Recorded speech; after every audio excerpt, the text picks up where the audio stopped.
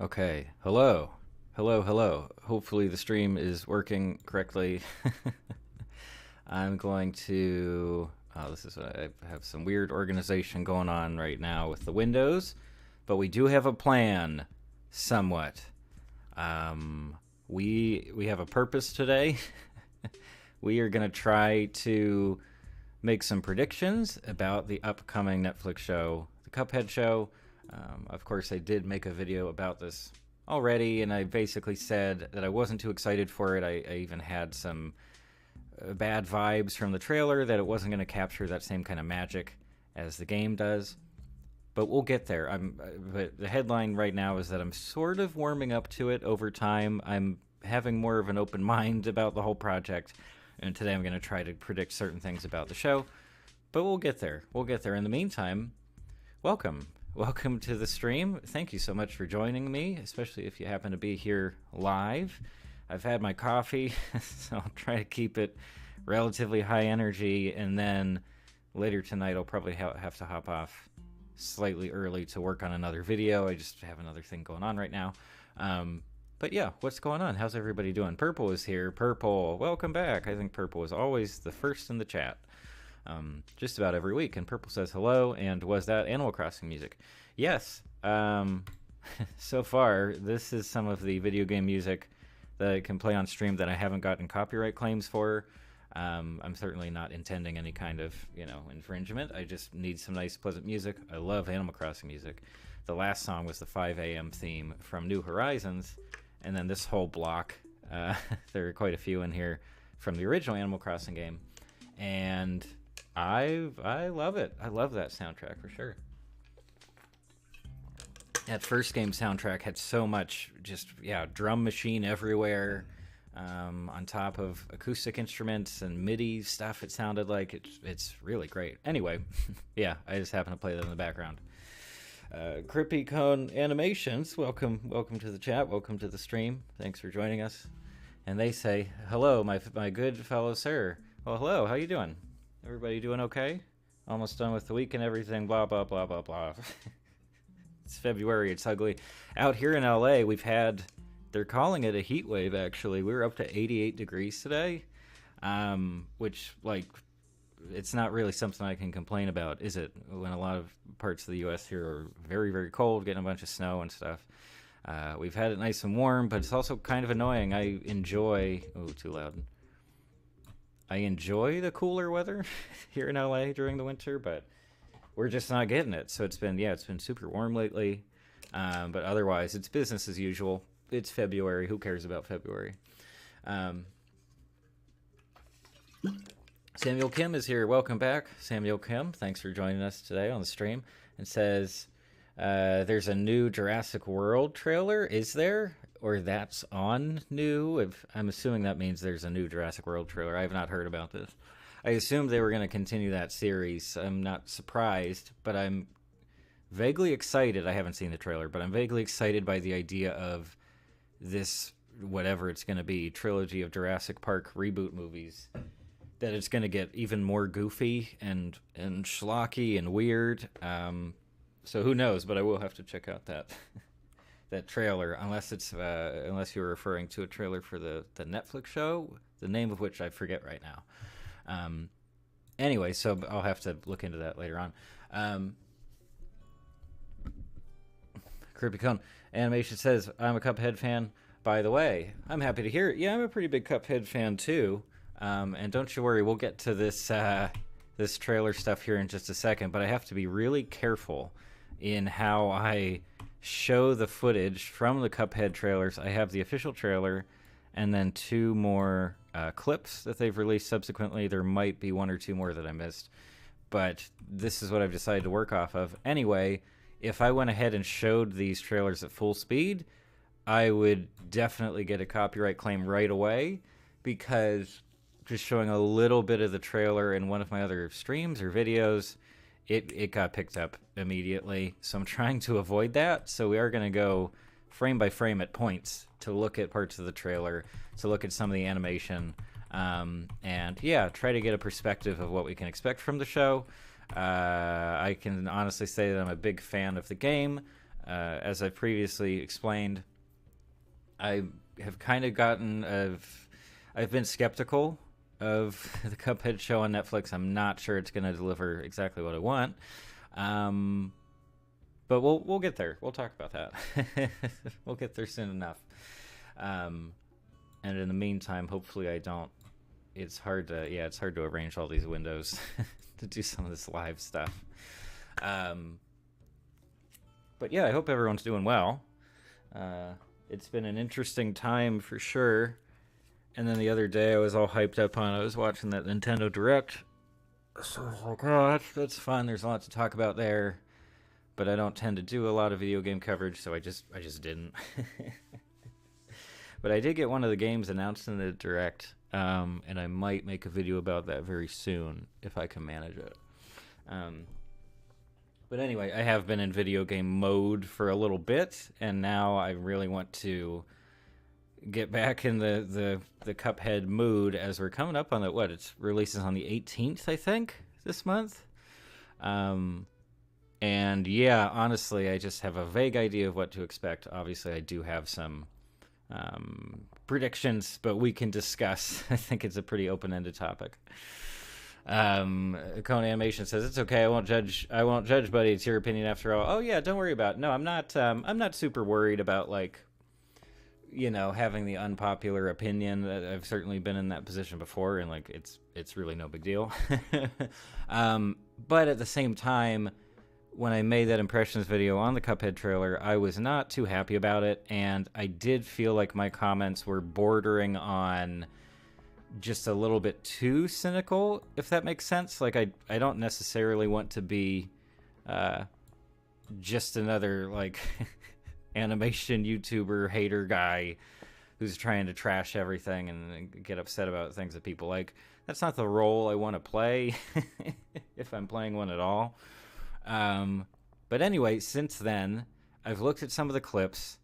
I'm still cynical about, or skeptical rather, about certain aspects of the Cuphead show that they've shown us so far. But there are other things that are worth being more hopeful about, I think. So that's why I wanted to dive into this stuff. And yeah, I'll probably get started in just a bit.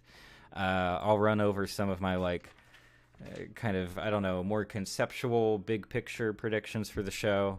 And then after that, I can get into cruising through this trailer at not full speed, because then we'll get a claim. But, yeah.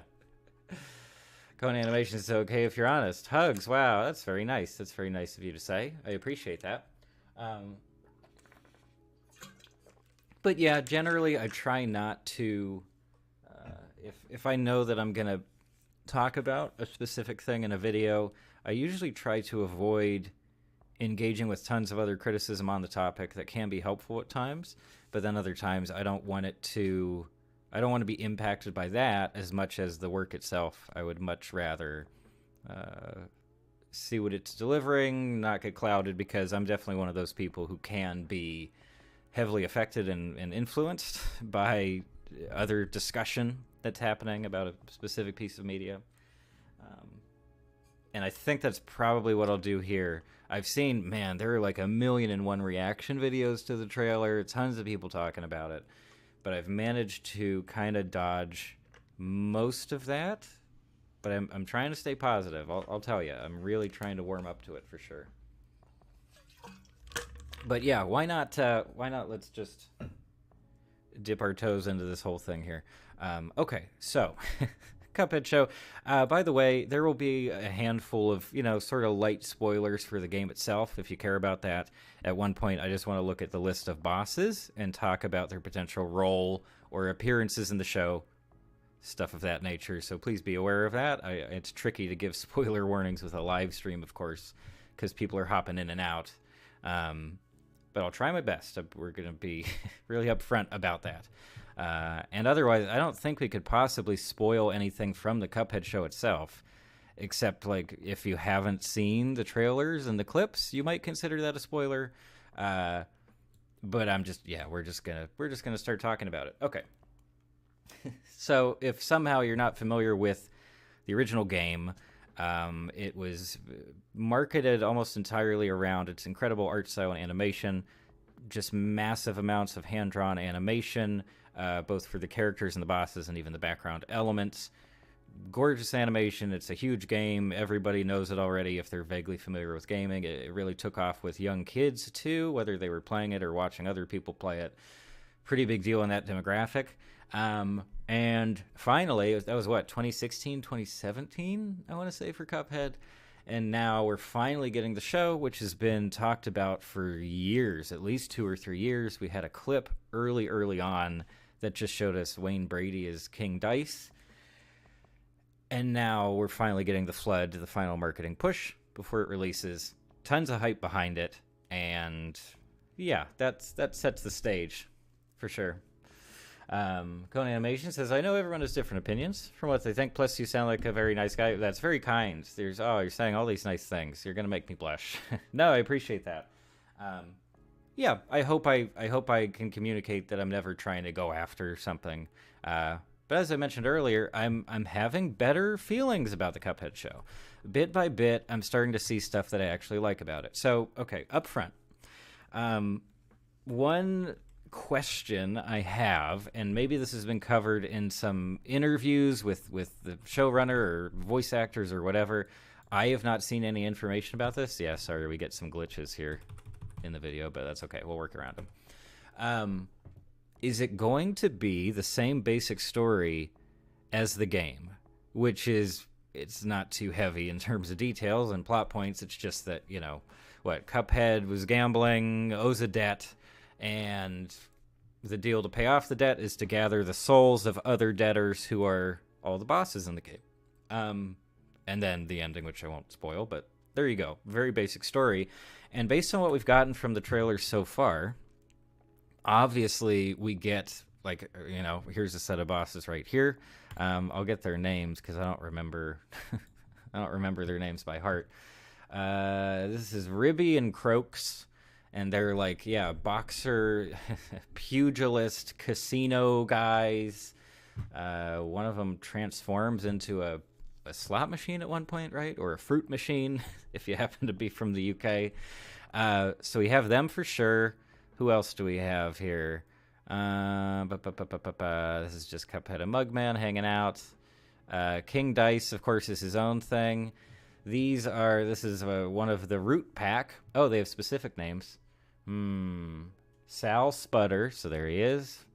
Ollie, Bub, it's hard to see. Sorry, I'm also covering up chat.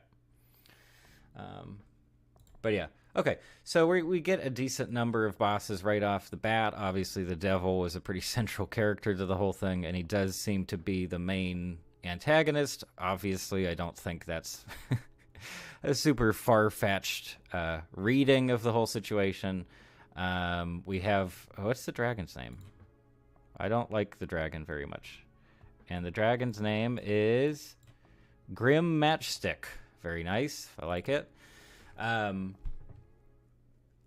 Interesting. Interesting situation.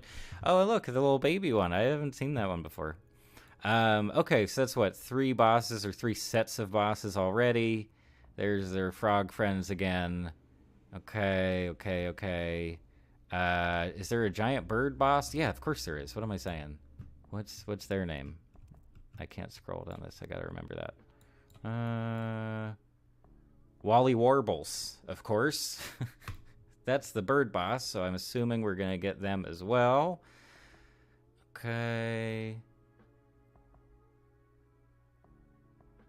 Devil again, some devil peon that we haven't seen before. I don't think he's in the game. Sorry, let me catch up on chat here for a second, too. Cone Animation says, I can't wait for the DLC. Been waiting 4 years for this. Yeah, the DLC looks pretty great, and that's another question, not a super serious question we can bring up in reference to the Cuphead show, but still an interesting one is, are they accounting for that? And is that why we get, I think her name is Ms. Chalice?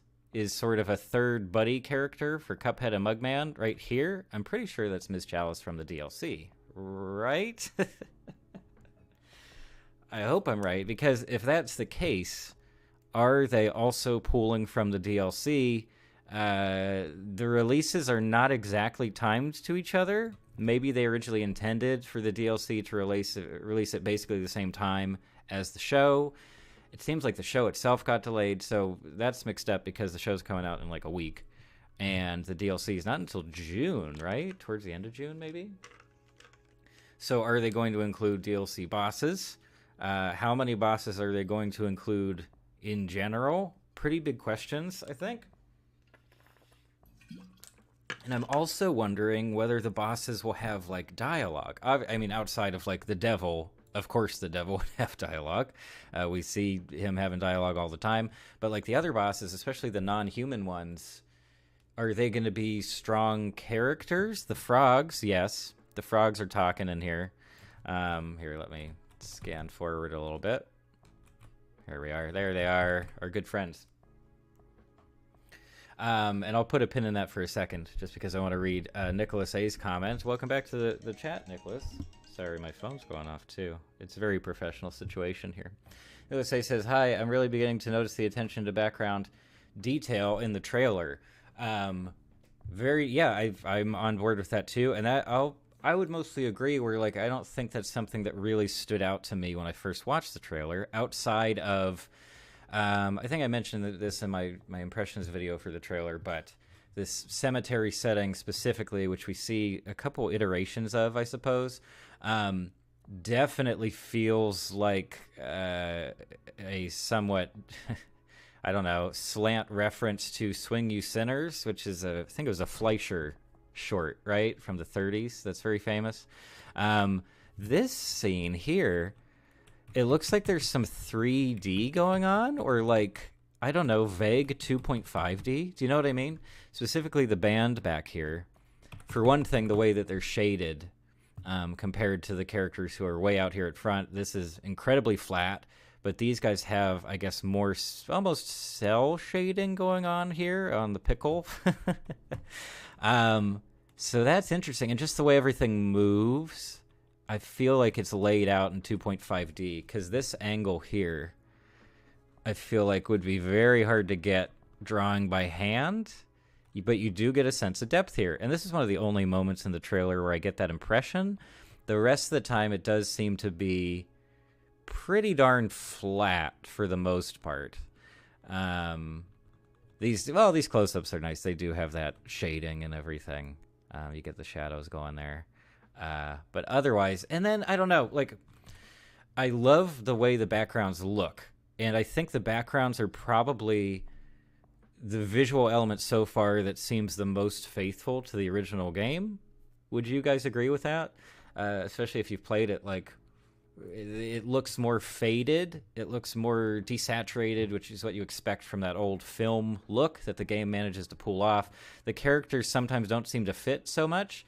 And specifically this setting, like, okay, maybe it's a haunted carnival, right, whatever. But it does also just feel really empty. And that's kind of confusing to me. It doesn't always scream, like, excitement to see some in-show settings that are just, like, devoid of background characters or whatever. And then in other settings, we have plenty of people. We have the vegetable band, which also reminded me of... Over the Garden Wall, the like not unaired, but the original pilot, where they meet John Crops, but wearing like flapper outfits here. But the backgrounds are quite nice. I'm sure it's just digitally painted work or whatever, but it looks very good basically all the time. Sometimes it's very simple. The sky for sure, pretty basic, but that's to be expected. I don't know. This is Pigman's Cart, right? I forget his name. That's where he sells his wares. Have we seen like a house for Cuphead and Mugman? And where is there a city? Is there a city in the game? Sorry. Cone Animation says the 1920 Swingy Sinners scared the crap out of children back then. I'm sure it did. I'm sure it's still scaring children today. Like that one's wild. You know what else? I guess this falls under the Hanna-Barbera category, and it was decades later. But if you guys saw any of the Looney Tunes episodes with the Dodo Bird, and the Dodo Bird's shtick was just that it was completely insane. I always found those episodes really unnerving, especially because they just took place in some weird, surreal, deserted land where the sky is just dark and there's just dead trees around and stuff. I should maybe pull up an image from that. But oh, look, is this like their mom? Okay. Now here's something. Sorry, I should actually get to some of my specific predictions. Okay, so I'm not sure whether it's going to follow the exact same story structure and premise as the game. I could easily see them evolving it or saying like, oh, the events of the game happened and now the show starts. But what I've seen so far, it gives me the stronger impression that it will basically be that idea with more story elements, obviously, between boss fights.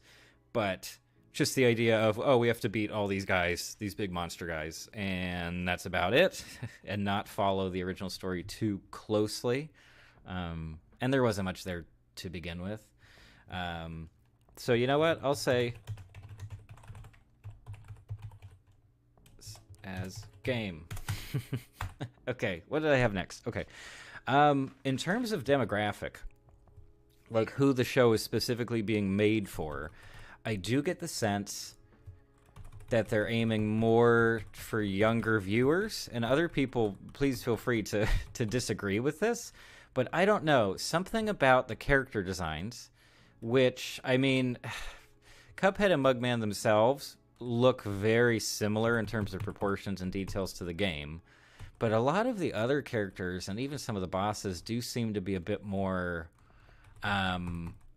I don't know, they're going with a certain style that's a little bit cutesy.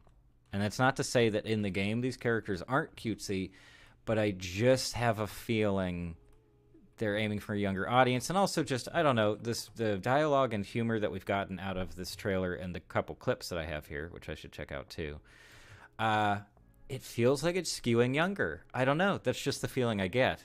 Although I then saw a video pop up today on YouTube that said something along the lines of like, Netflix unnecessarily censored the official Cuphead show trailer. And I was like, what? Huh? Is that like weird clickbait? Does somebody have like a real axe to grind? I didn't end up watching it. But I am curious if I don't know. I feel like if it turns out that this is like a somewhat hardcore adult animation show, they would probably get a lot of flack for the way they've been marketing it, because otherwise it does seem pretty darn safe for children. At least that's my feeling on it so far. So I'm gonna say, and for younger viewers.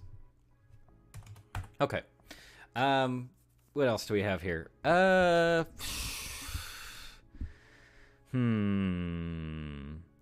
Also, I guess this is a light prediction because you could argue that it's just very plain from the trailers and the clips. But I definitely think that Cuphead and Mugman are going to be strongly characterized just sort of as dopes, if that makes sense, which is not really the impression I got from them in the game, because they do have dialogue. They're not voice acted, of course, but like, they just kind of seem like schlubs. So maybe it was a decision to make them a bit more strongly characterized, but in the direction of, oh, they're just like bumbling buffoons who get into a bunch of nonsense. And I don't know if I'm really on board with that. And also just the way that they're voice acted, I don't think that I could play the audio from the trailer right now without risk of the copyright stuff. But I just get, I get that feeling of it's too much. It just... I get it. It's cartoony. It makes sense. It's very heightened. But something about the specific execution of the voice acting for these two characters just hasn't been sitting with me quite right. So that's the thing. That's all. I'm just predicting that they're going to be pretty dumb through most of the show. And then Ms. Chalice is like, I'm the sensible one, and I serve as a comedic foil in a way. Oh, boy. Cone Animation says, I'm like 14 and I still enjoy Cuphead in every way, even though I love both. But it's okay if someone enjoys the show if they hate it or like it. It's just my opinion. But feel free to share opinions. Yeah, no, I mean, you know, this is something we've touched on before, I think, earlier in the stream, too, that just, like, there's no reason to be super upset, you know, when someone else disagrees with your take on a specific show or game or whatever. And I won't say that there was a very negative reaction to my initial Cuphead trailer impression video, but yeah, it was definitely, the dislike ratio was heavier than it is most of the time. So we'll see. I don't know. I guess I guess in general, this is a massive generalization, but I guess in general, the gamers, quote unquote, are known to be a little bit more vocal when they disagree with someone, as opposed to people looking at animation and film and stuff. I mean, it's still there in those communities, but I do sometimes feel like the video game fans, the so-called hardcore folks, can get very angry sometimes. So who knows? If they get invested in the show, then I could absolutely see some backlash if people decide they don't want to like it, because so many people have already just gone on board with, hey, like what it's putting out, and we'll see what happens. But yeah, I mean, as I said, and as I'll start to explain finally, I'm starting to get more on board with the whole thing. And basically it just comes from the little stuff. It comes from the visual side of things. And this is definitely something that I was originally pretty critical of when I saw that trailer. Also, sorry for these flashes in all the clips. That might be annoying for some people. But there's some stuff, there's some elements of motion and animation that feel like, I don't know, like, see, right here, even just going frame to frame, how smooth the devil's mouth animation transitions are here. It almost looks like tween animation. What is it? Tween framing? What is it? Oh gosh, you know what I mean. You digitally tell a program to move something from one spot to another, and so it's automated instead of hand done, so it comes across as much smoother. I kind of get the sense from some elements of the animation, but definitely not all of them. And this clip in particular, I'm not super enthralled with. Like, I'm not I'm not a massive fan of this clip. It's called, what, Party in the Underworld. And yeah, it's the devil. It's a premature celebration, I guess. And then they find out, oh, wait, no, we still have problems on our hands. It's fine. I don't know. I don't understand why they went with this clip as a promotional thing. It doesn't really give us very much, even in terms of story stuff. I don't know. It's kind of dull. Even though we do get some nice visuals here. I don't know, even the way his hand goes up. I guess there's a little bit of speed ramping there. Boop. Yeah, okay, so it's not just evenly spaced. That would look pretty bad. Okay. What else here? What else? This clip. Yeah, there's really not too much. I mean, obviously some of the faces we're getting are a lot of fun, especially with our lead characters here. Look. Frame by frame, all these great little faces from the devil. He's doing his smug thing, and then I think he really scrunches up towards the end of this. Like, this is great. This is very evocative. It is classic animation. It's definitely more effort, I would say, than than the average Netflix animated show. I know that's a big statement, but it does seem like they're doing some work here, for sure. It's still not quite the level that we saw in the game itself. Obviously, that took years and years. I doubt they were willing to throw that much money at this project, but we do still get some really nice stuff here. Whatever they were able to do, even this minion guy here, this little pop. Eyes and mouth, body language doesn't change here, but in general, really following their body language can be a lot of fun. Okay, what else we got here? This is the next clip. Kone Animation says, I see a ton of animation, and they look different, but I'm okay with the animation, my humble opinion. I'm not being offended, but I understand. Don't worry about offending me, Kone Animations, with basically anything. It's A-okay. This tends to be a pretty, respectful group, and we're very chill, so you don't have to worry about people getting upset about that kind of stuff. Okay, so what did I want to get to next? This is the final clip that I pulled up, and this is one called Calling All Bosses, I think. And certainly from the name, we get a hint as to some story stuff, as we already talked about. Yeah, they'll probably try to include a decent bunch of the bosses from the game. They do seem to be more or less one-to-one representations of those bosses. We get this great, almost 90s live-action zoom thing.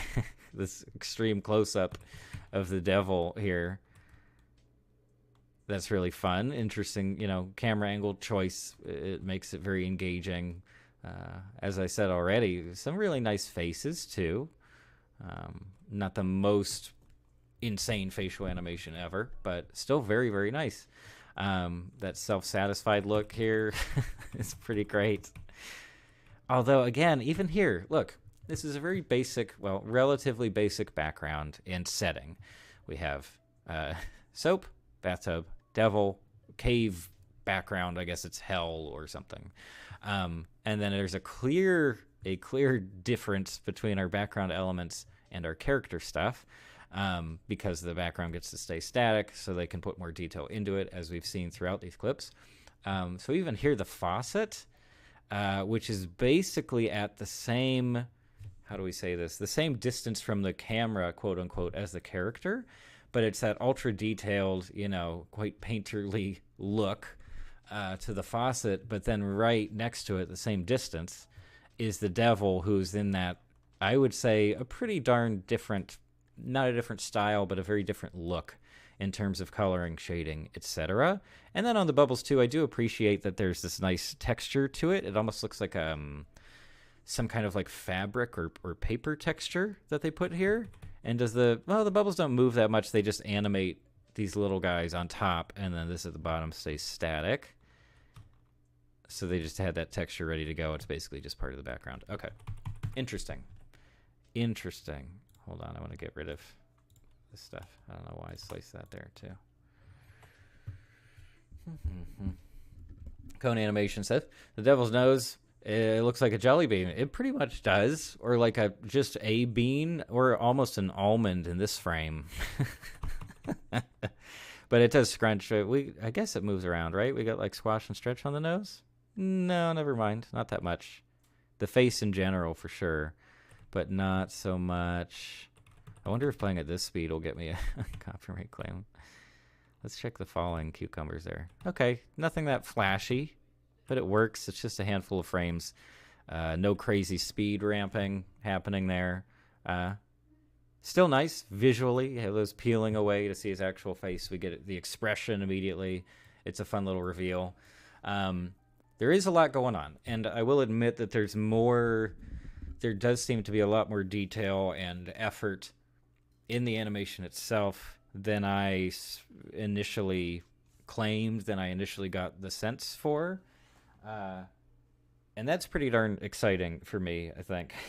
Just the idea that, well, even if I don't end up agreeing with their particular approach to the voice acting performances and to some of the design stuff and the story stuff, it does seem like there is plenty of effort going into the whole thing. And that's something I can appreciate, even if my personal preferences don't happen to line up with the end result. Yeah, I'll see if there's anything else kind of stand out that we could talk about here. Is my sound still okay? Yeah, that looks all right. Okay, the music's doing okay. How's everybody doing? Sorry. I know I've been rambling a bit. But yeah, there is a lot here to talk about, which is nice. I guess I had a few other things written down. What else did I have here? And okay, this is another pretty safe prediction for the show, but certainly based on what we saw in the main trailer and less so the additional promotional clips, I'm definitely expecting tons and tons of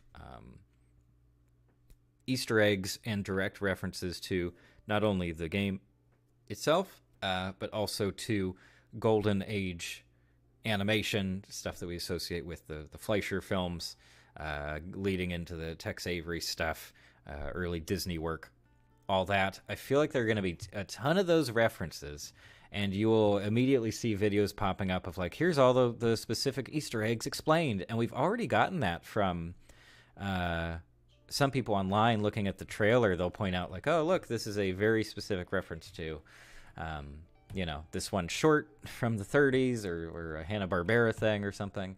And I'm expecting them to go very heavily in that direction. Hopefully it'll never feel like too much, because that is one of my concerns. I guess we could consider even this here another, what do you call it? Swing You Sinners reference, right? You have the famous dancing skeletons in that, as far as I remember. It's been a while since I've watched it. And simplified too. Like, look at their rib cages. They're not, you don't see through it. It's just like solid. So when they tumble, it just looks like a jar full of night or something, which is a fine choice. I guess it makes more sense for the skulls than the rib cages, but okay, that's fine. Finding ways to simplify stuff, I suppose. I don't know. The tree. Is this tree one of the bosses? I don't seem to remember that tree. Let's look. Let's take a look. Codeanimation says, plus, I'm really going to enjoy the show, even though I'm 14. I'm liking a lot of stuff from Cuphead. Hope you won't mind from me watching it. I'm not sure what the last bit there was, but yeah, I think plenty of people who are into the game itself, I think a lot of that hype translates over, and that is another impressive part of the Cuphead. This sounds kind of gross, but the Cuphead brand overall is that it really has maintained momentum. It's not just like a cult game; it's a smash success. They got a bunch of merch and things, and I know there's always been a pretty substantial speedrunning community and streaming community around Cuphead. It's really well tailored for streaming, both in terms of the animation, which is maybe the main draw, and just the difficulty side of things. People do like to see people attempting difficult games. At least that seems to be the trend. And regardless of whether they win or fail, it's all kind of exciting, isn't it? To see someone just trying their best. That's something that's actually pretty challenging. And no, Cuphead is not the most difficult, game in the world. But yeah, for the average player, it is quite a challenge. And without real difficulty modes, I don't think they've ever added those. It's something different. It's something different when paired with that visual style. Oh, and here we have a death. This is the death animation, right, in the game itself. And then they can potentially save each other, which I guess is what they're showing here, right? Mugman rushes up, grabs the ghost, which is exactly what you do in the game. I mean, not with so much drama, but yeah, okay. Why didn't I notice that before? I guess I just wasn't paying too close attention. But that's great. I hope they make that some kind of running gag. I don't want that to be happening all the time, because it would, I don't know, it would really make you feel like there aren't many stakes. Like they can just come back to life however many times they want. But yeah, it could be funny as a running gag, or like you don't expect it or you forget about that for a while, that option. Look at that jump. Wow. Okay, Mugman. Look at him go. Oh, and look at this blur we're getting here. It's almost some smear frame stuff around the shoes. And it basically just looks like, I don't know, maybe an oil brush or something. Digital oil brush, but you know what I mean. And man, he just takes off. He just goes flying. Oh my goodness. Nicholas says, a game renowned for its style, coming to TV with its own story and humor, was always going to be tough. Maybe the trailers wanted to get the jump on that. Quote, this is what the show is going to be. Yeah, I mean, trailers are advertising, right? It's ultimately a commercial for the show itself. And I do think that the trailer is much better marketing than the individual clips. The clips seem to betray a pacing that's kind of slow and like a moment-to-moment feel that isn't the most exciting. That could just be because of the specific clips they chose for those promotional things. Or it could be that they wanted to retain the more actiony stuff for the full release. But it does confuse me a little bit when you go from this pretty action-packed trailer, which at the same time doesn't feel like it, spoils everything that happens. And then these clips that are have the same effect, but through very different execution. They don't really tell us much about the show itself. but they're not that exciting in my eyes, unless you're really, really paying attention to individual details. Like this is kind of neat. Even just the points here that they include for all the fireworks and such. Like that's fun. Though I don't know, the devil's personality, it makes sense. Maybe it's the voice acting. Sometimes I have difficulty separating dislike of a voice acting performance from dislike of a character's dialogue and development, because sometimes they can just feel so closely entwined that I can't pull them apart. I guess I'm just not clever enough to figure out what that separation is. And then obviously in tech, it does seem to be based in early half of the 20th century. We have our manual switchboards here, which, when did those become a thing? They certainly remained a thing up through like the 60s at least, for telephone operating stuff. The telephones themselves are modeled after the very, very early, were they specifically Bell telephones? We see them over here. Yeah. And this phone type is a character in Splatoon, the DLC, right? Anyway, it's something. But yeah, these clips are very slow. I don't know. It just comes down to the animation. I get it. That's the point. And if the animation remains consistently impressive, it'll keep my attention. But if that story really drags things down, I'm going to have much more difficulty getting excited about it, I guess. And here's another thing. Okay. A very brief thing I can mention. But yeah, if you played the game, a big part of the setup is a gambling debt, right? And that's part of the charm and the humor is like, oh, it looks so innocent, but it's really not. Like, it's dealing with relatively adult stuff. I mean, specifically gambling and going into large amounts of debt, not paying debt, is a more adult subject, even if it has been sort of cartoonified in certain gangster movies and stuff like that. And in Cuphead, obviously right here we see something. There's King Dice has a show, I guess, a theater show, and maybe this is the set off to things as they mess up by participating. But anyway, it's a form of gambling.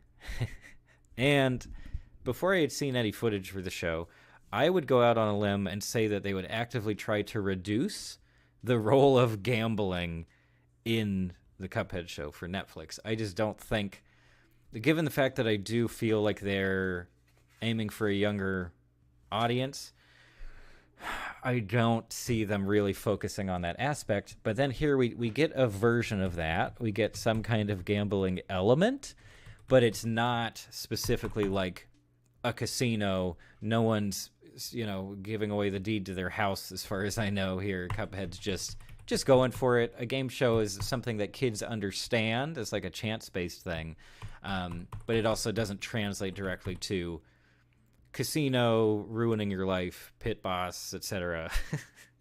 All that kind of stuff. So yeah, I'm pretty confident that, though it does seem confirmed that they'll be including some sort of gambling aspect to the whole thing, they're really going to pare it down, water it down from what was in the game, which did have a feeling of being more serious, I guess. When you're confronted, by these big monsters and the devil himself as part of paying off debt, that's not exactly a happy-go-lucky situation. That's pretty serious stuff. Here's Ms. Chalice again. They give her the sassy eyebrows, as you can see, so we know that she's got some spunk. She's got something going on. She's their buddy. I guess we do see the house at the very beginning, right?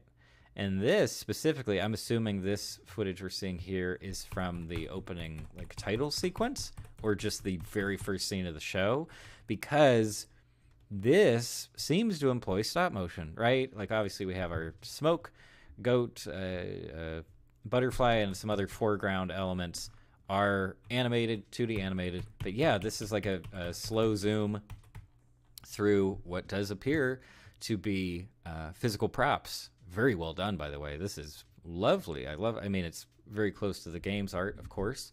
But it feels spot on. It's really neat to look at. And it does seem to be employing this thing that we get quite often in different parts of the trailer and different clips is that we really do get this like rolling landscape. You can see curvature in a bunch of different settings. So we get it here, obviously out in the distance. There's a walk cycle thing in here. Where is it?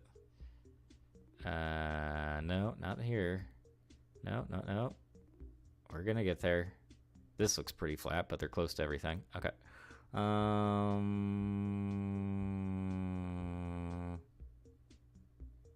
know it's in here.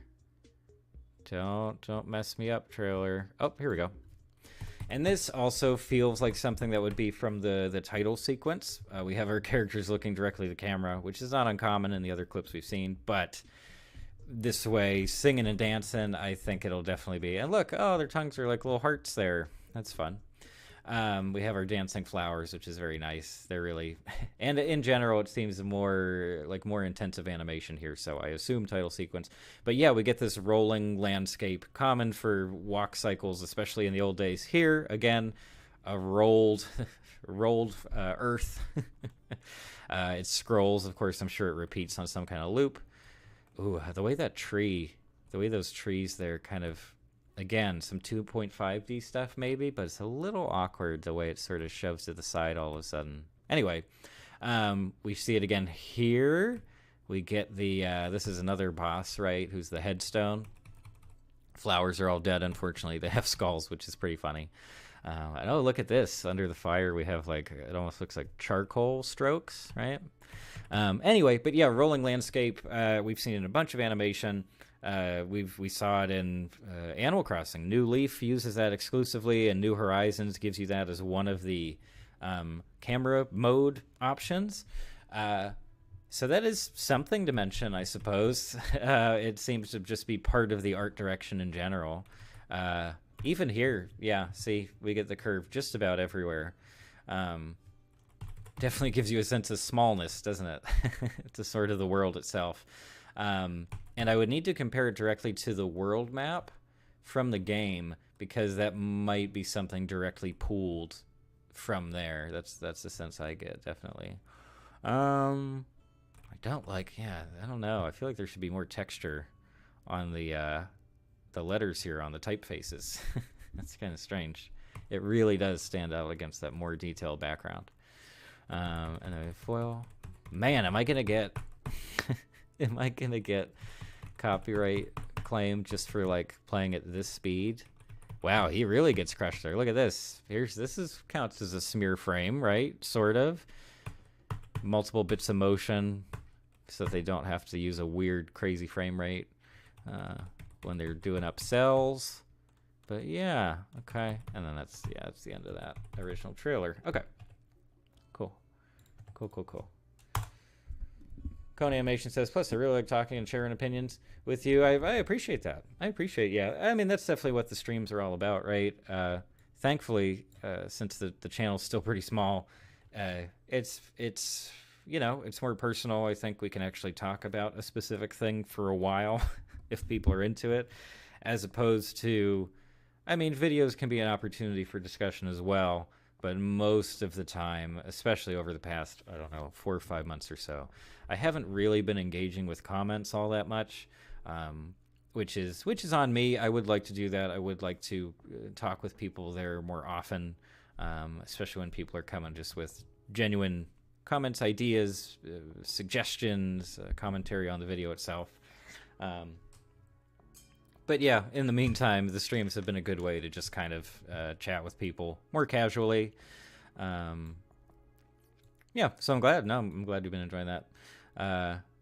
But yeah, I don't know. Do I have anything else written down? What do I have here? I feel like I've been talking nonstop for a while. And maybe this will serve as like a version of a video, a predictions video. I can just point people to this stream archive. Today, I don't think I should have written down another one here. Lots, that's lots, not loots. References to Golden Age Anim. Cuphead game. Yep. Okay, what else do we have? Um, okay. Characterizes dopes. um, hmm.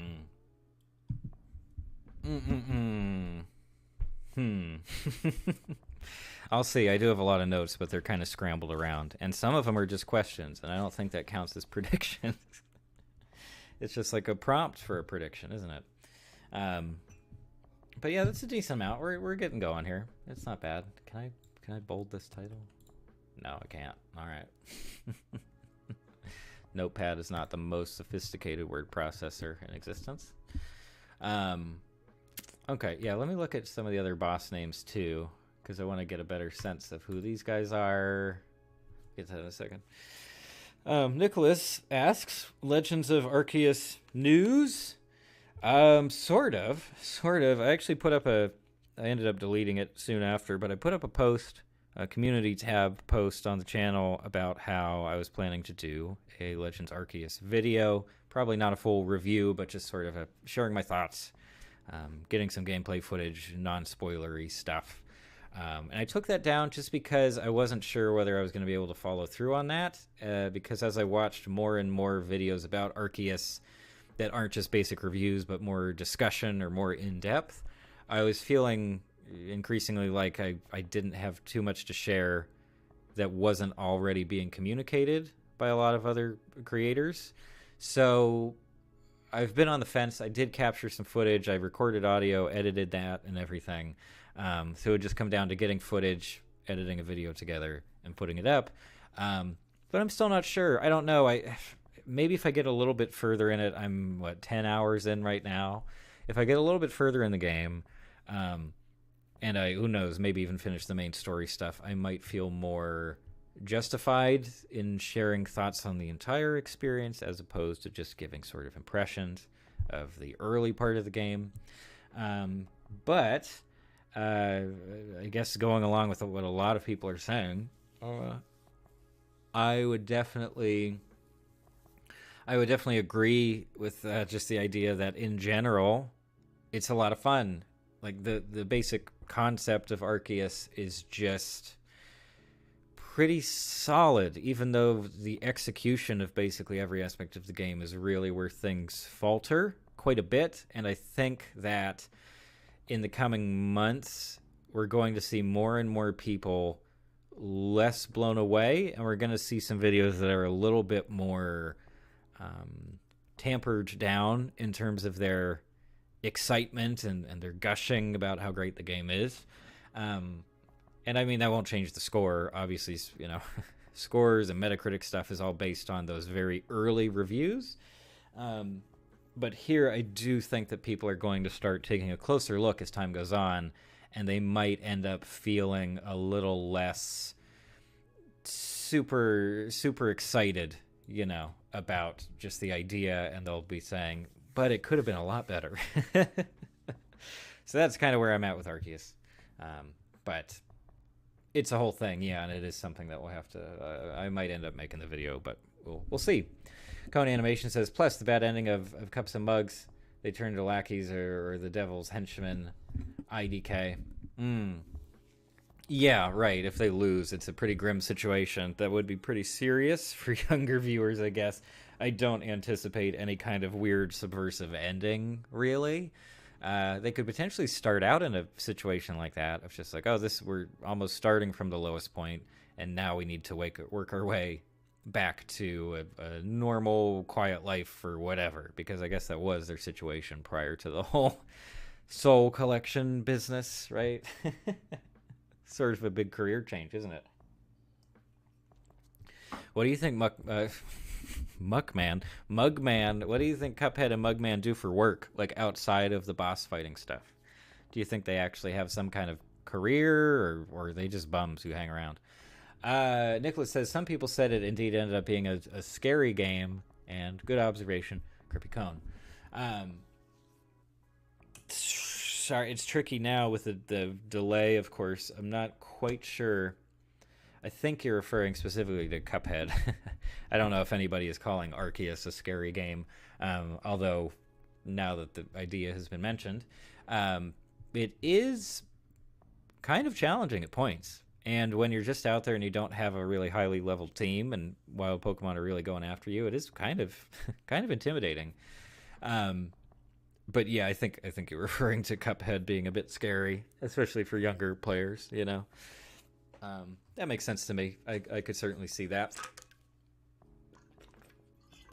Even just the boss fight with the devil is like, it's pretty intense. Obviously the color palette and everything, and just kind of the aggression that you get from him is a lot. Okay, here we go. Sorry, I'll talk about the bosses in just a second and predictions regarding those guys. I'm just going to grab some more water real quick because I don't want my mouth to be dry when I'm on a mic. Okay, so give me just 1 second.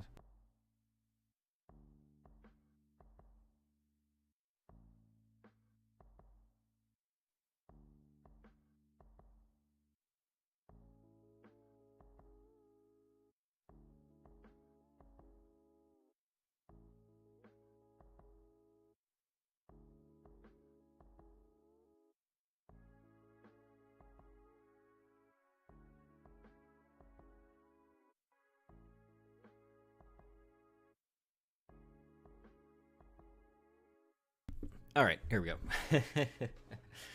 Gotta stay hydrated. Okay, so again, slight spoilers because we're seeing some bosses here. This is just from the wiki, of course, but it's quite a long list, isn't it? I mean, it's basically a boss rush game with some run and gun levels in there. And it's been a long time since I've played, so I don't remember all of them too well. I definitely remember the dragon, spent some time there. The amusement park stuff was very fun. I guess we can more or less confirm, well, I guess, where's the roller coaster guy? Is it part of Beppy the Clown? Yeah, I do think it is. Yeah, so since we've seen the carnival setting here in the trailer, wherever it was, here I guess, yeah. I assume we're gonna get that guy, right? Beppy the Clown, almost confirmed. Baroness von Bonbon would be a lot of fun, but I don't know. That requires a whole other environment too, basically Candyland. Grim Matchstick we see, or like a version of Grim Matchstick, right? Because in the second phase, I think he has 3 heads, right? Okay, and then the late game guys. I mean, obviously the devil is here. We've seen enough of him. Goopy Legrand is the headstone boss, right? Or becomes the headstone boss after finishing his first phase. We've already talked about Ruby and Croaks being there. Cagney Carnation, I mean, we do get those other flowers that seem to be based heavily off of Cagney Carnation. Where is that clip? It's way late, isn't it? Pretty close, right? Like, pretty close. I don't know. But the bigger question with the adaptation here, and we know that they're going to include bosses, but how many? That is a huge question. And honestly, I'm sure they've published like how many episodes they're going to be. I'm going to guess between like 10 and 12 episodes, maybe 13.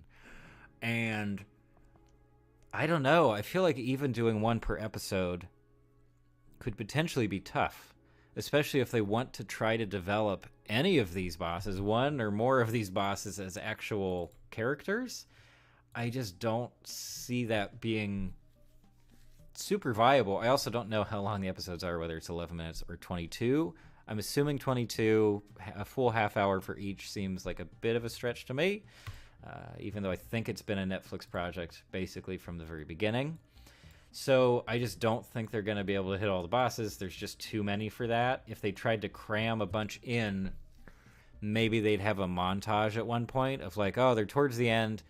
We're going to skip these fights and we're just going to show little clips from each one of them getting better and beating bosses really quickly. And then we'll have some, of course, some epic conclusion thing, right? But yeah, I just don't think there's any way that they could actually feature each and every one of these guys and give them as much animation and life and exciting movement as people would expect based on their appearances in the game. So that's my feeling on that. Cone Animation says, plus, for kids at the age of 11 or 12, they'll probably be brave enough to face a literal Lucifer in the game, or they die hard trying to beat the devil. I see. Yeah, I mean, you know. Yeah, I could see that being intimidating. I don't know. I'm trying to think of like an equivalent game or game enemy from when I was growing up that kind of feels that way, of just like the enemy itself wasn't so intimidating that I wasn't super motivated to try it. I don't think there was too much of that. I did not engage with too many games with those kinds of enemies. But yeah, I don't know. There's so much going for the game itself, Cuphead, to really keep you interested. It can still be extremely frustrating, but every discussion about basically every aspect of Cuphead eventually comes back around to talking about the visuals and specifically the animation. And I think that is basically the primary driver behind the success of Cuphead as a I guess almost a franchise at this point. The ghosts here, I don't know, it's more that 2.5D stuff, I think. It also just, the movement kind of reminds me of Ghosts of Molly McGee, and of course, surface level. They both have some ghosts, but yeah, there's something about that movement, right? I guess this is just a gag too. Like, I don't think these are going to be characters. We have Electric Chair Man, which I guess is okay to have in a kid's show. And then we have some with the saw on their head. These poor guys, these little ghosts, are just kind of generic ghosts, aren't they? Just kind of look like weird runny pancakes, basically. The Monopoly Man in the middle. What is that? Does that guy have clocks in his hands? I don't know. That's an interesting choice. I assume it's just a short gag. Yeah. Oh, it's what forces them to this spooky house. Yeah. Again, sorry about the flashing lights. Even here, we get the moon. The moon, which is a boss, right? Or the Mecha Moon is a boss. Yeah, Hilda Berg. What, does she transform into the moon? Again, it's been a while since I've played it. But yeah, so much going on. So I don't know. I guess kind of wrapping up this whole segment. I do generally feel more positively towards the show. In general, I mean, I am still trying to stay relatively middle of the road. I want the show to speak for itself, and I don't want to go in with too many, with a specific attitude already set. I want to go in pretty open-minded and see what we get. There are still things about it, not so much on the visual side, but there are still aspects here of production that just don't feel all that impressive to me. The voice acting for most of the characters is sticking with me so far in a bad way. I'm not a big fan of some of these performances. I won't name names because I'm not trying to really be mean or call anyone out, but for quite a few of them, it's a little bit like, I don't know, it's a little hokey. And then, of course, I mean, this is something I mentioned in my trailer impressions thing too, but we do have, we can see it all over the place, obviously.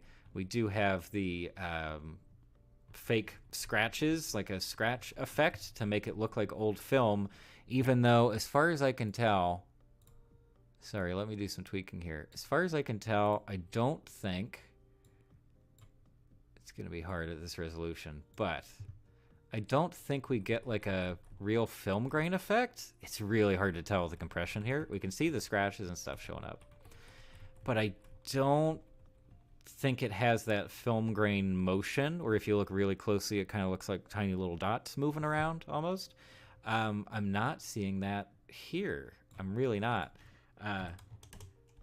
So that's an interesting choice to have these scratches all over it. I still think it's kind of distracting to have that going on. It's really not my favorite thing, and it can feel like a cheap way to make it feel older when maybe most of that work should have been happening with character designs. It is happening in the backgrounds, I would argue. But yeah, I'm not crazy about effects like this. And look, we even see repeating ones. Okay, so remember this one here. Here, I'll do this. here. Okay. So here's that scratch. And then I'm pretty sure that way towards the end, I saw one that was basically identical. So if that scratch effect is on a pretty short loop, it's gonna stand out even more, I feel. But let's see if we can find this. Sorry, we really do have to go through every frame here because those scratches only show up for a frame at a time. Okay, maybe this one? Let's see. I mean... right? I think those are pretty darn close. Yeah. Here, let's zoom in here as well.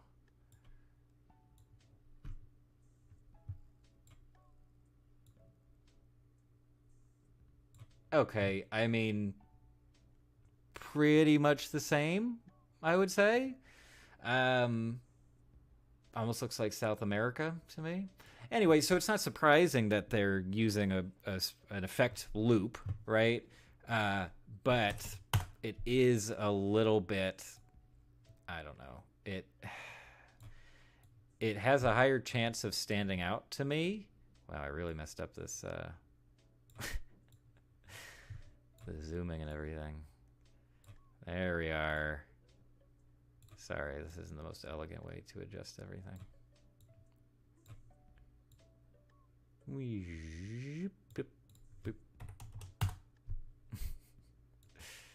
I could have just reset it. Well, anyway, okay. So yeah, that scratch effect does kind of bother me a little bit. Not a huge fan of that.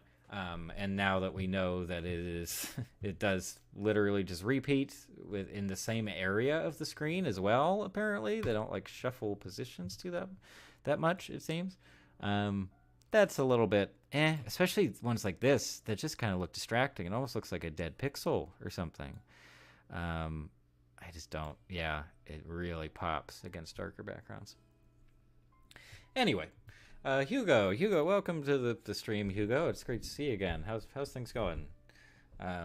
Hopefully I'll kind of wrap up talking about Cuphead stuff here in a second, and I don't know what after that. But anyway, Hugo says, I remember playing Contra back when I was a kid, and boy, those bosses were a different deal back there. There was no internet, so I didn't know about the Konami code, and that was the one hard game to beat. Gotcha. Yeah, for sure. Like, difficulty was a whole different story. 80s, 90s, even the early 2000s, stuff that didn't have cheat codes, or difficulty modes, and you couldn't look up a guide because game FAQ wasn't quite around by then.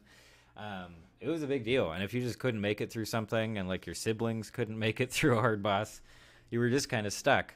But yeah, we barely finished any games when I was growing up, mostly GameCube stuff.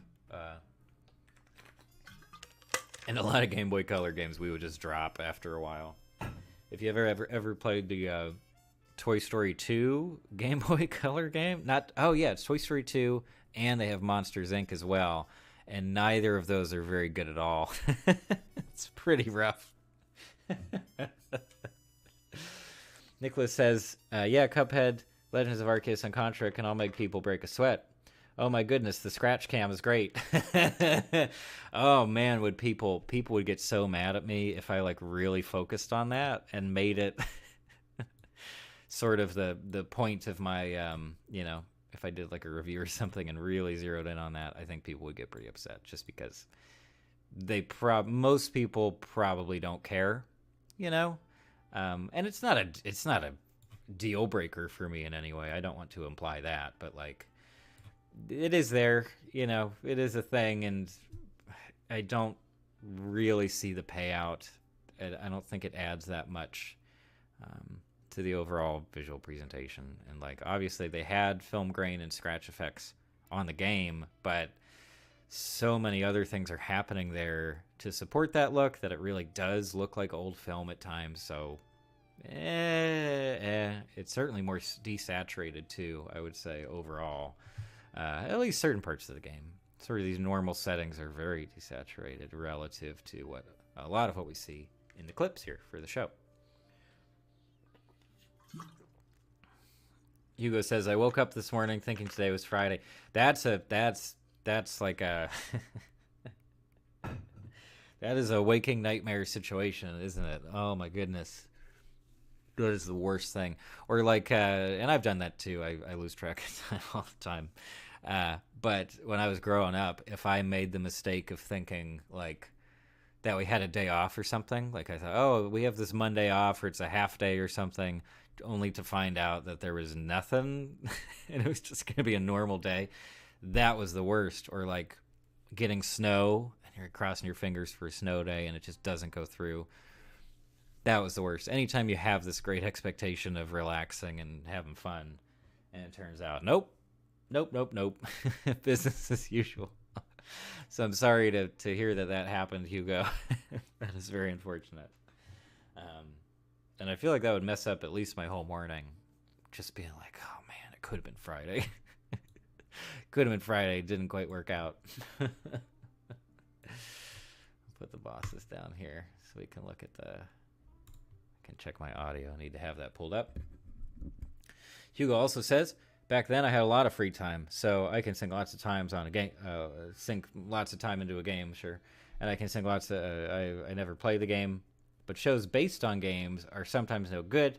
They can't all be like Pokemon or Costume Quest.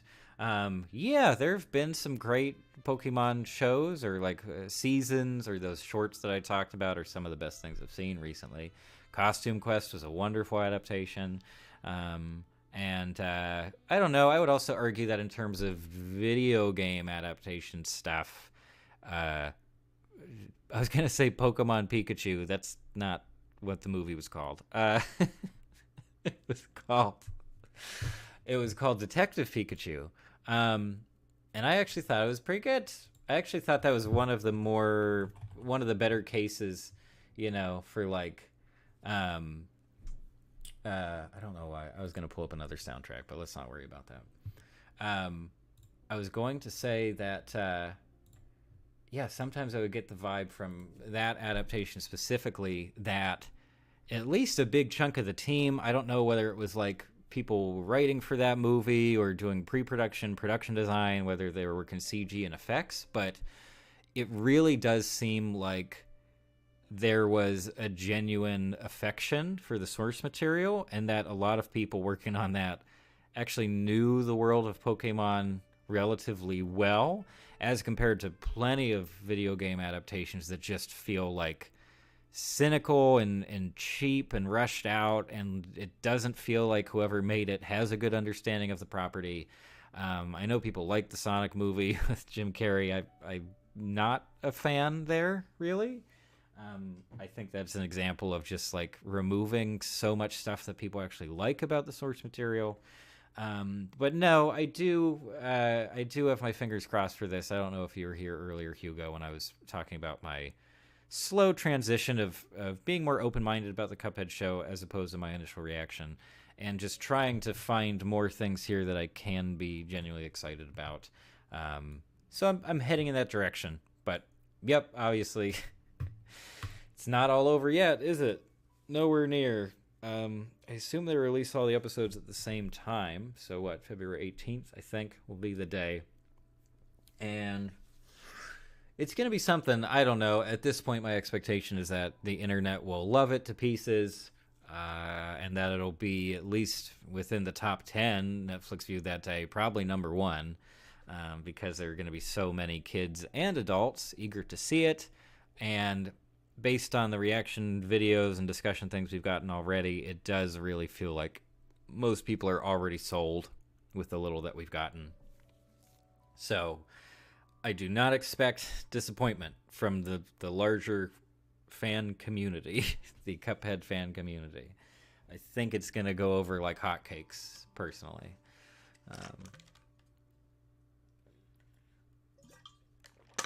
Who knows?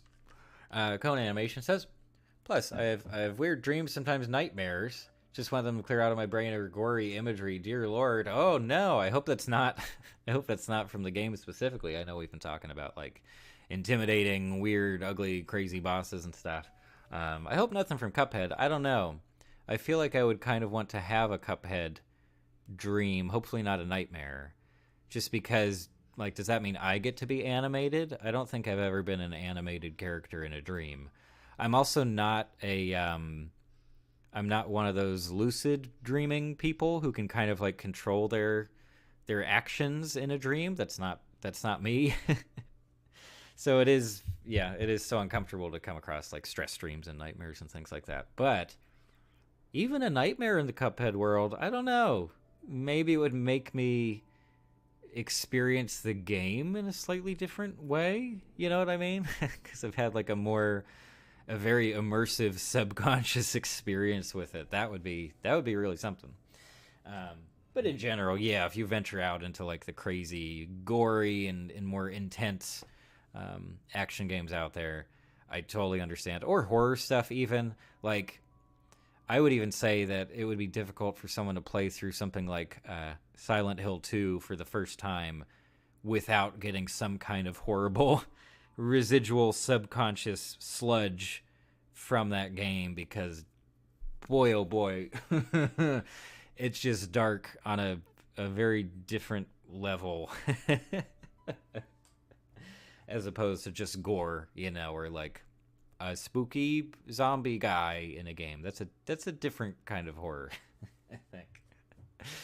Um, but yeah, it is. Oh, it's genuinely awful. Even as an adult, when you get stress dreams or nightmares and stuff, like there's no way out of it unless you can become self-aware in a dream. But like I said, that's not one of my talents exactly. All right. So what is this? What, 7:14? Okay. 7:14. What are we gonna do? Well, I probably won't go on to do a bunch of animation stuff here. For one thing, it's really tough to set up with an active stream. But yeah, beyond that, I don't know. Yeah, this has been the focus for sure. It's just the Cuphead stuff.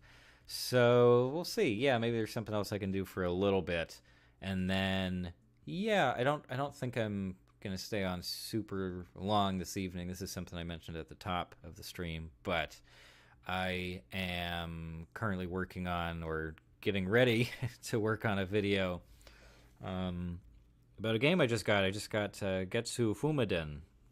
Rough approximate pronunciation there. But yeah, it was a remake that they just announced in the Nintendo Direct the other day, and I got it on a Switch. I caved. It's a little pricey at $25, but I got it, and I'm having an interesting experience. And I haven't seen a lot of coverage because I think it was a surprise release.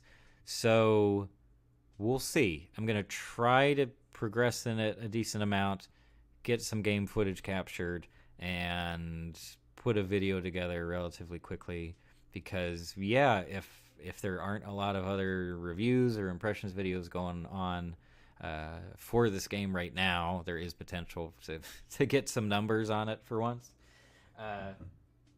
So we'll see. Yes, I'm planning to work on that, and I'll probably have to be doing that like as soon as the stream's over, into the late night. I think it's going to take a lot of time.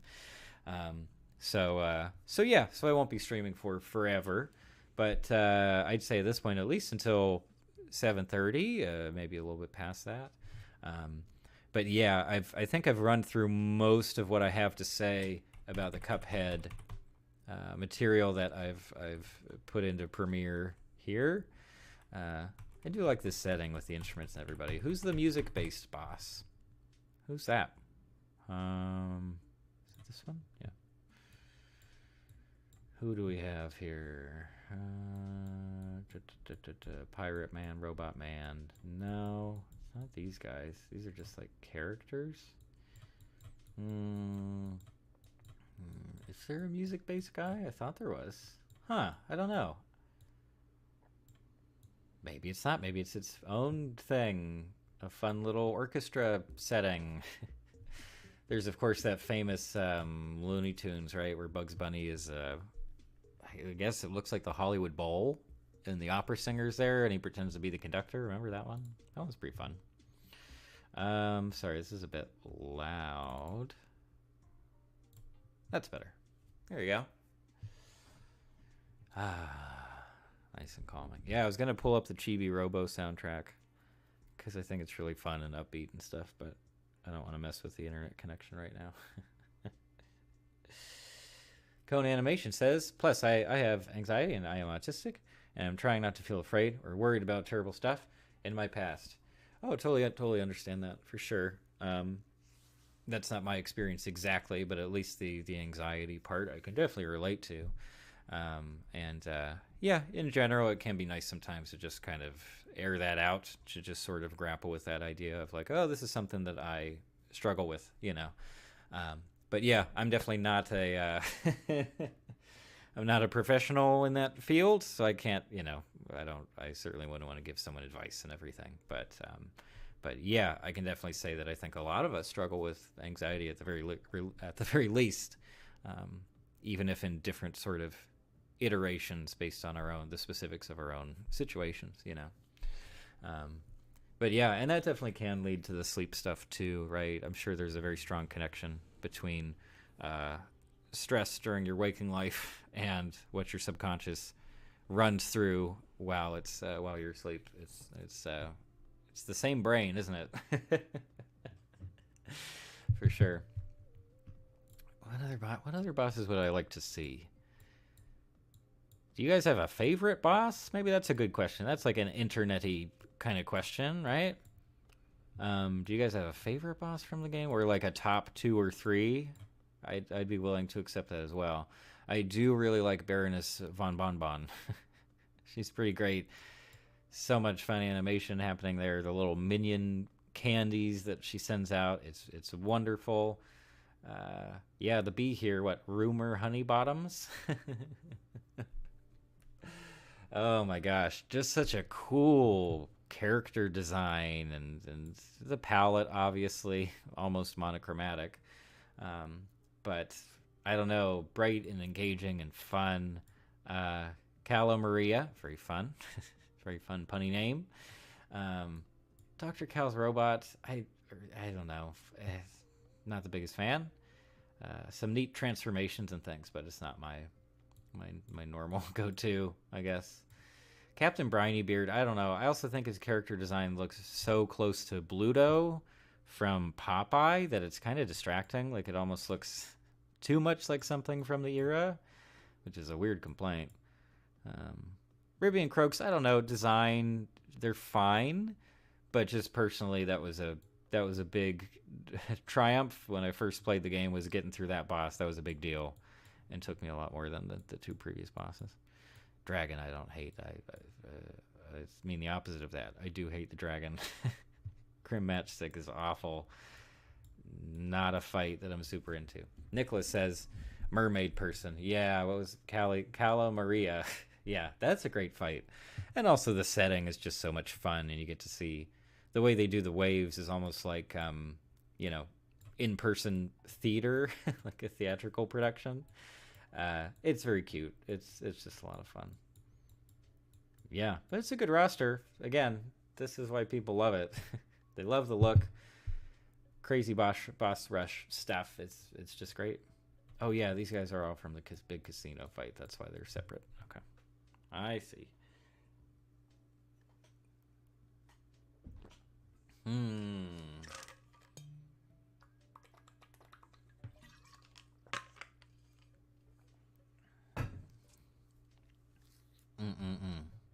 Okay. Yeah, I mean, I don't know. Is there really anything else to say?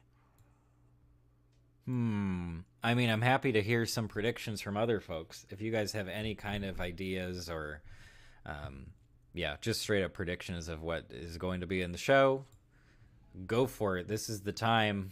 No one's going to laugh at you. You can have the craziest idea out there. It's no problem.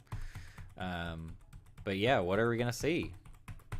Is it going to be, are they going to try to include as many bosses as possible? Is it going to be the same premise as the game? Is it going to be like a sequel kind of thing? Sequel storyline to the game itself? Will this somehow lead into an announcement for a full sequel that won't be out for another 5 years or something? I could actually see that. That would be kind of slick, right? We already talked about the possibility of including DLC bosses and characters. Ms. Chalice, it does seem to be her from the DLC, who's a new playable character in the DLC. So there's potential for some real synergy there, and to really, you know, hype people up, or re-hype people for the series in general. And I don't know. I don't know if the studio, what, it's MDHR, is that what they're called? I don't know if they've already, I don't know if they're planning to do a full sequel at some point. Obviously, the amount of work that goes into that thing is insane. But how can you ignore that popularity? And if this show successfully reinfuses the community with excitement about it and even draws new people in, which is the best case scenario for one of these adaptations, I would have a difficult time imagining them not doing a full sequel. That was a very ineloquent sentence, but I think the idea is there. So yeah, you know, it's they've gotta, right? They've got to.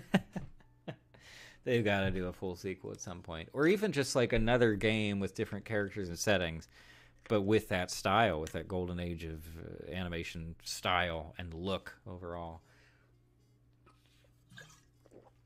Cone Animation says, plus my fictional crush is Mugman. Oh, and Calo Maria, because I have both a huge crush, because I have a huge crush on both characters, which makes me bisexual. Well, there you go. I think that's a decent enough way to come upon that realization.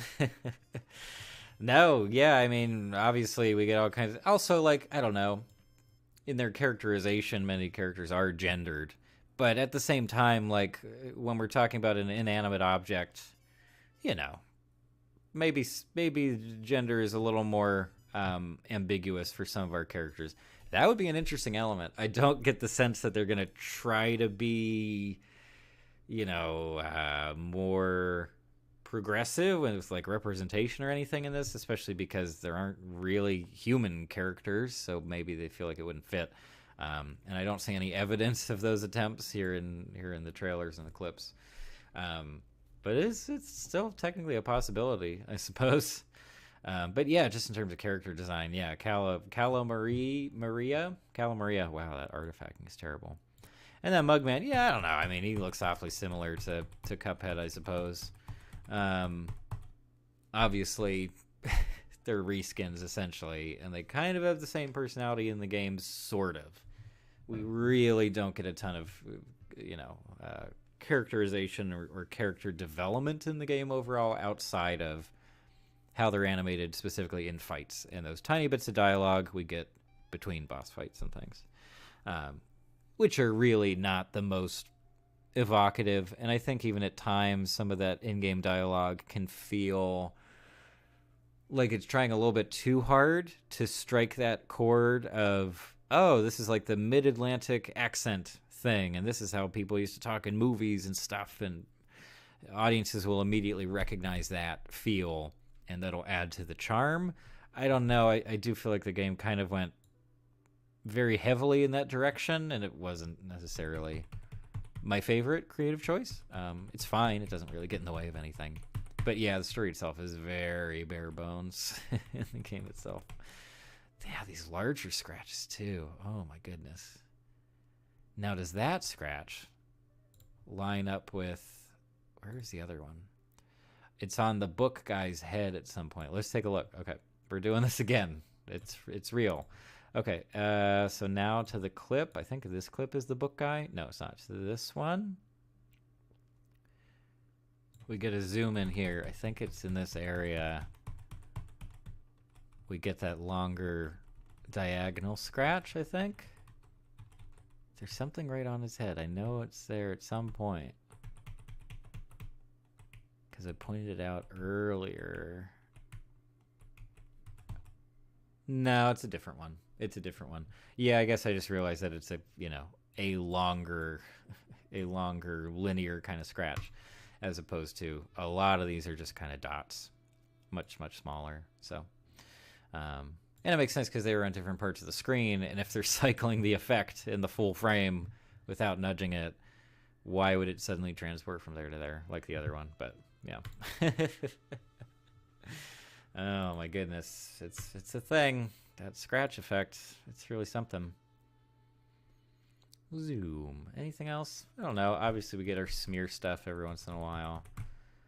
I'm really curious about whether I'll get a copyright claim for this. Yep, there's a good solid smear frame for you, or just a double basically. But here we get all kinds of color smear. Yeah, it looks good.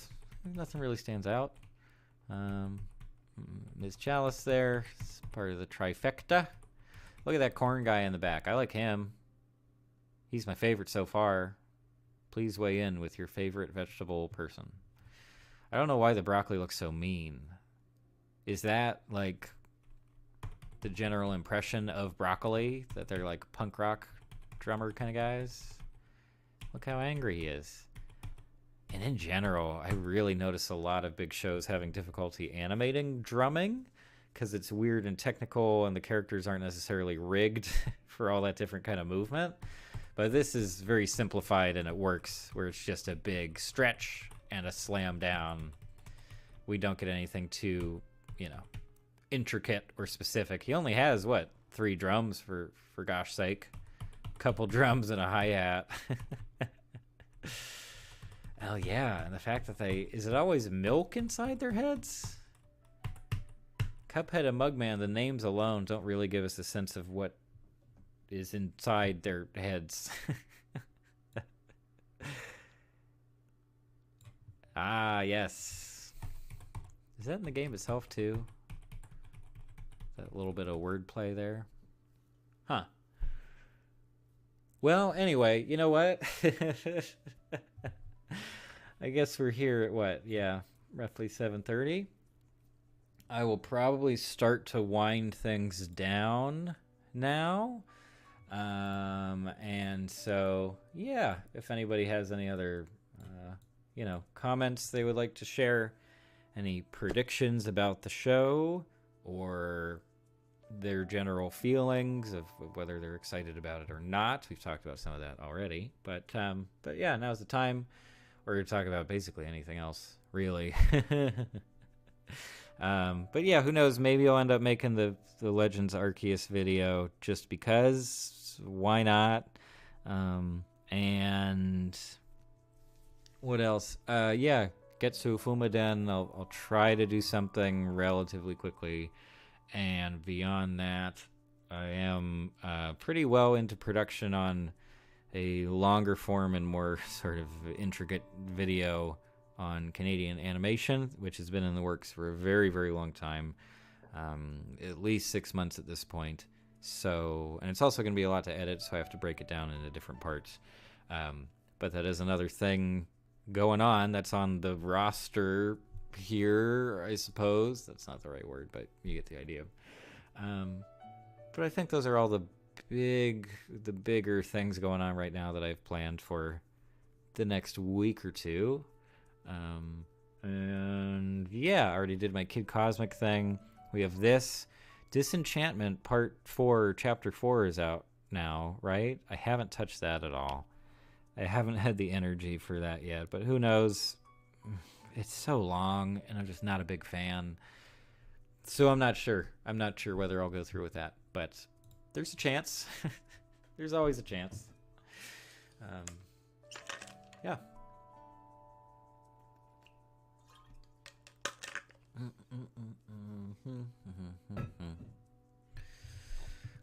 Cool. All right. I guess I can get rid of this, huh? It's a whole project now. There we go. Now I just have all my messy icons here. See, that messes up the zoom here. Zip. Oh, nice. It doesn't move left to right. That's actually very helpful. Werner Vermin. That's great. All bosses. Oh yeah, I always forget about the subtitle. Don't deal with the devil. Cone Animation says, plus, evil mugs have crooked teeth in the bad ending. He looks like he has tooth decay. I mean, that's what really makes it a bad ending, right? Meant had. Sorry, don't worry. I got it. Don't you worry about it. But yeah, there you go. Still very curious about which bosses we're going to see. They're the stars of the show. I mean, Cuphead and Mugman, sure, they do have some kind of personality, and they are likable, but I feel like the bosses end up stealing the show most of the time. Yeah, and then King Dice and the Devil. Yeah, at the very end. We already know they're in it. We got that down. I guess King Dice will be like the muscle, and then the Devil is the main antagonist, I would assume. Yeah. Cool. Okay. Yeah. I think that's just about everything. So I'll go ahead and put the clouds back up. But yeah, I'll sign off for today. As usual, thanks to everybody coming out for the stream to watch live and have a chat with us, or just to lurk. And anybody watching the archived version later on, thank you as well. I really appreciate that. And yeah, if you got something to say, something to suggest, please let me know. I'll try to keep up with community posts as well, just because I think that's a nice way to discuss certain stuff outside the context of videos and comment sections on videos, because I finally learned that you can comment on community posts, so that's pretty helpful. That's much better. But yeah, I think that's just about it for now. Thanks for stopping by.